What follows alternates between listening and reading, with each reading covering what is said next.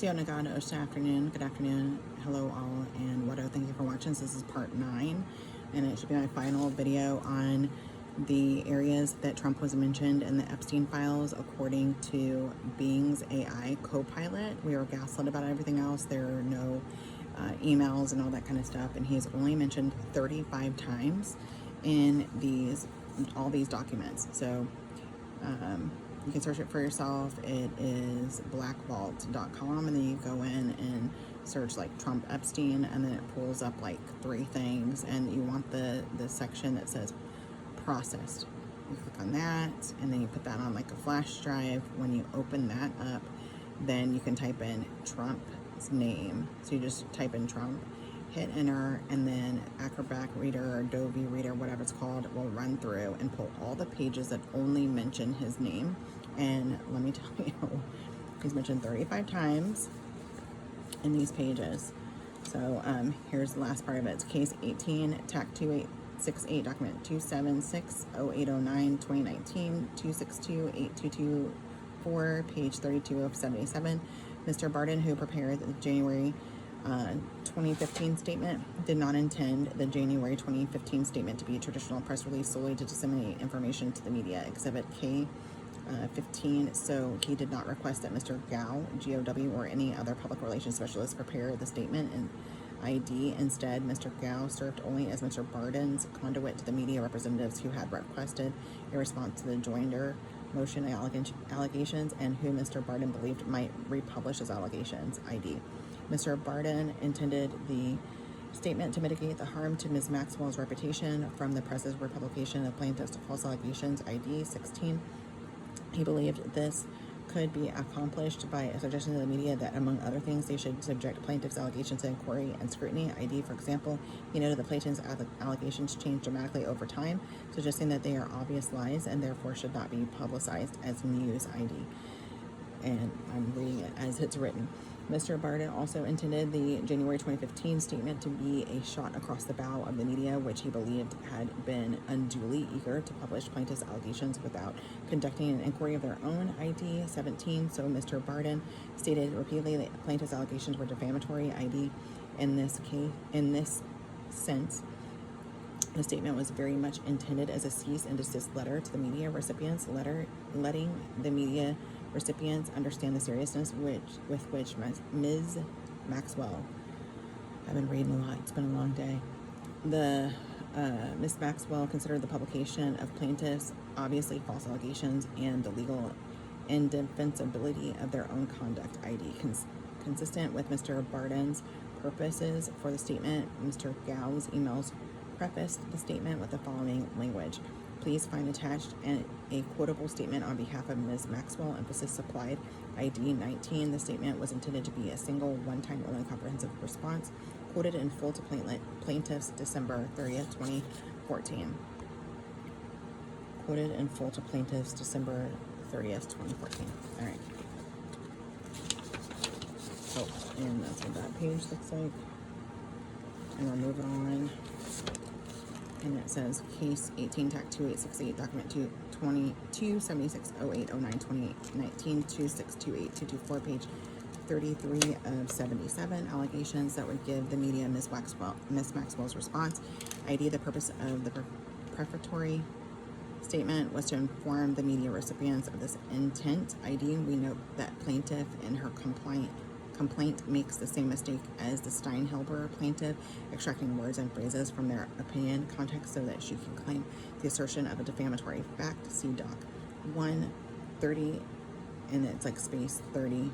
It's like bullets or whatever, I guess. So number 30, that is not permissible. See Steinhelber 501N.E.2D at 555. The sentence which plaintiff selects for the message and claims is factually laden, impugning her as lacking in talent, ambition, and initiative, is proceeding followed by statements which are clearly part of the attempt at humor prevailing throughout. The broader social context or setting surrounding the communication, including the existence of any applicable customs or conventions which might signal to readers that what is being read is likely to be opinion, not fact. This factor is concerned with the factual background leading up to the preparation of the statement. It is a critical factor here. In December 2014, plaintiff and her lawyers had timed for maximum effect during the slow news cycle between Christmas and New Year's Day the public filing of a superfluous motion filled with salacious and provocative allegations of sexual abuse and sexual trafficking involving wealthy and prominent Americans. Plaintiff deliberately placed Ms. Maxwell in the middle of the abuse and trafficking, alleging that she recruited plaintiff into sexual abuse trafficking scheme and engaged in numerous criminal acts. Importantly, 3 years later, when plaintiff was interviewed extensively by Churcher for 2 lengthy articles published in March 2011, plaintiff's allegations concerning Ms. Maxwell were very much different. In the articles discussing plaintiff's shocking account of being, and this is 19 Exhibit A at 2, and this is page 26.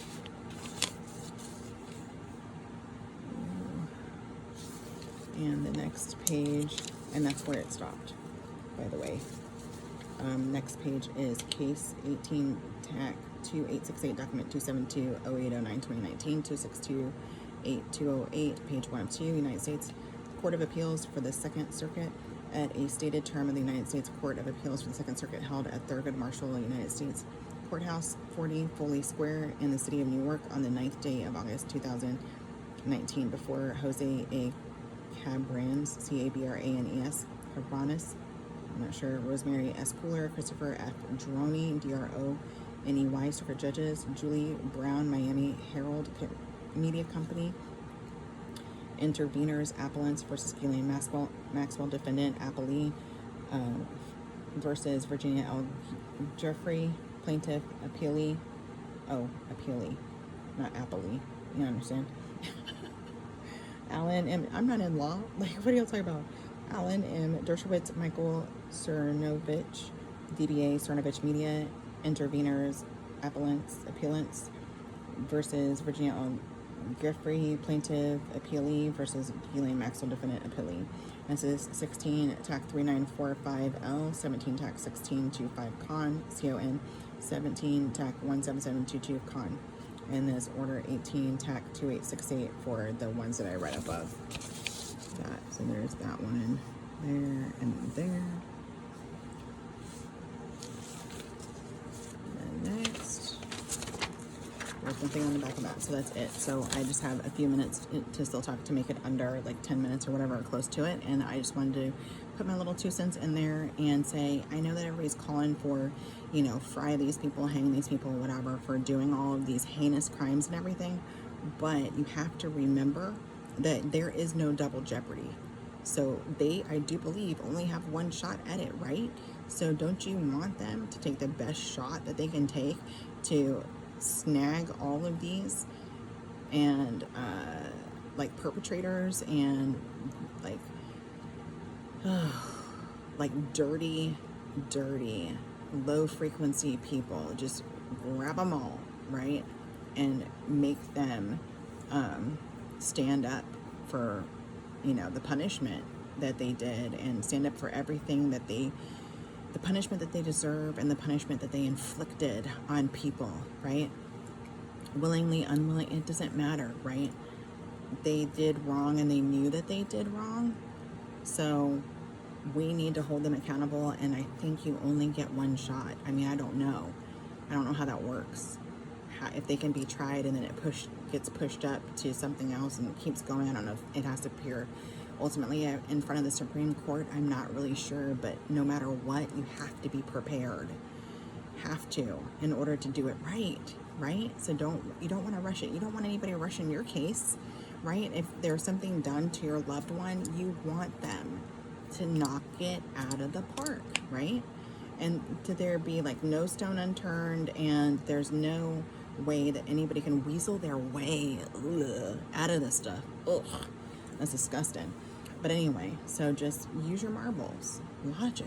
Let's let logic drive the bus. Don't need to go hang gay, you in a good channel. Tweet me again. Love you, mean it.